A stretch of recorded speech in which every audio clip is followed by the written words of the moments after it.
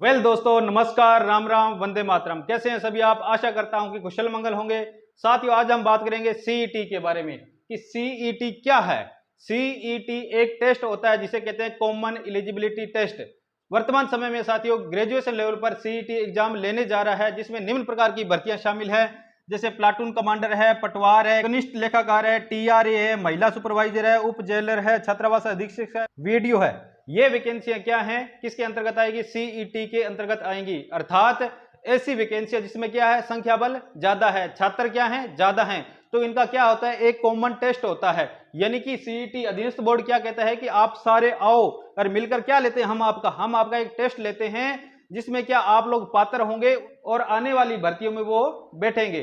तो साथियों, मेरा यह मानना है कि अब जो विद्यार्थी ग्रेजुएशन कर चुके हैं, वो अब देखो इसके फार्म जो 9 अगस्त से भरने प्रारंभ हो गए हैं और 7 सितंबर जो क्या है लास्ट तारीख है, 7 सितंबर लास्ट तारीख है। साथियों, अब इस वैकेंसी में कुछ बदलाव भी किए गए हैं इस बार। पिछली बार ऐसा था नहीं, अब की बार देखो मेन बदलाव ये किया गया कि पात्रता रखी गई है कि इस एग्जाम को अगर आप पास करेंगे तो पास करने के लिए आपको मिनिमम 40% अंक लाने होंगे। कितने अंक लाने होंगे? 40% अंक लाने होंगे। उसी प्रकार एससी एसटी के लिए कितने प्रतिशत? 35% अंक अवश्य रूप से लाने होंगे।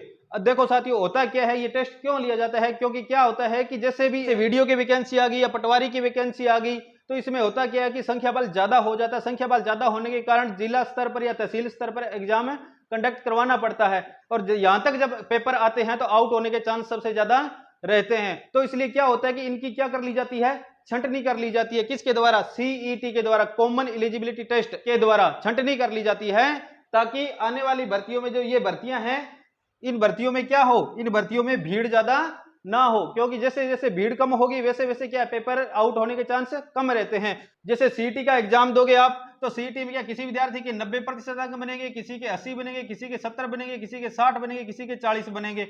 अब मान लो कि भविष्य में अगर मान लो कि वीडियो की वैकेंसी आने वाली है, किसकी वैकेंसी आने वाली है? वीडियो की वैकेंसी आने वाली है और पटवार की वैकेंसी आने वाली है। यहाँ मेरा मानना है, मेरा अनुमान है कि ये दोनों वैकेंसियां मुख्य रूप से आगे आने वाली है। तो इन वैकेंसी में मान लो कि पटवार की आ गई 5000 वैकेंसी। कितनी आ गई? 5000 वैकेंसी। अब देखो इसमें पात्रता रखी गई है कितनी प्रतिशत? 40%। अर्थात आप एलिजिबल तो हो उसके लिए, आगे पटवारी का एग्जाम देने के लिए एलिजिबल हो, परंतु होगा क्या कि इसका कोई पता नहीं है। क्यों? क्योंकि मान लो कि 75% से ऊपर या 70% से ऊपर कितने बच्चे आ गए? 80,000 बच्चे आ गए। कितने बच्चे आ गए? 80,000 बच्चे आ गए लगभग।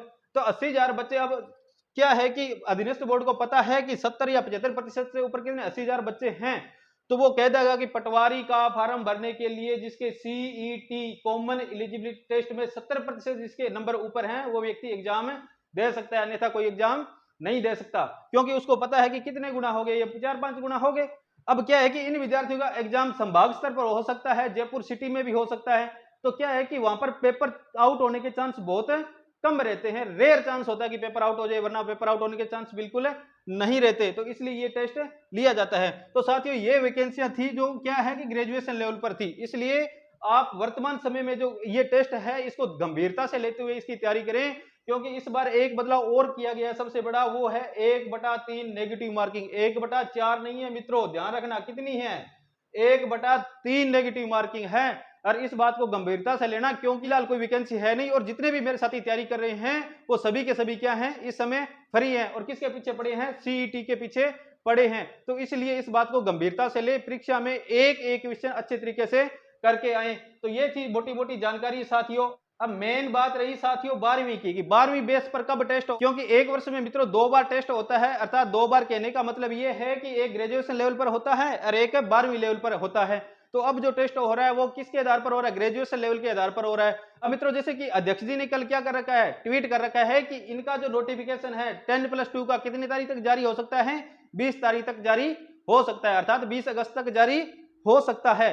तो आप क्या करें, इसकी भी तैयारी गंभीरता से ले। क्योंकि अब देखो मेरा मानना है, या फिर अभी तक उसने सिलेबस में कोई चेंज नहीं किया, सिर्फ गाइडलाइन जारी किया। गाइडलाइन के अकॉर्डिंग क्या हो सकता है कि इसमें भी 1/3 नेगेटिव मार्किंग हो सकती है।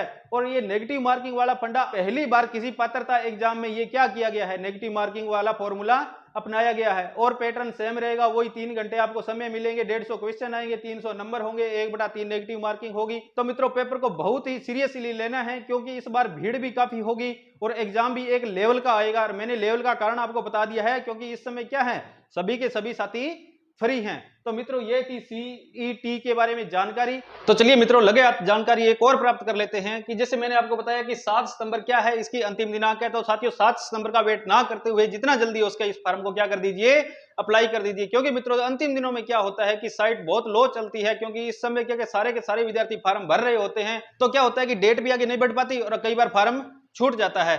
तो मित्रों आज के लिए इतना ही, मिलते हैं नेक्स्ट वीडियो में, तब तक के लिए नमस्कार।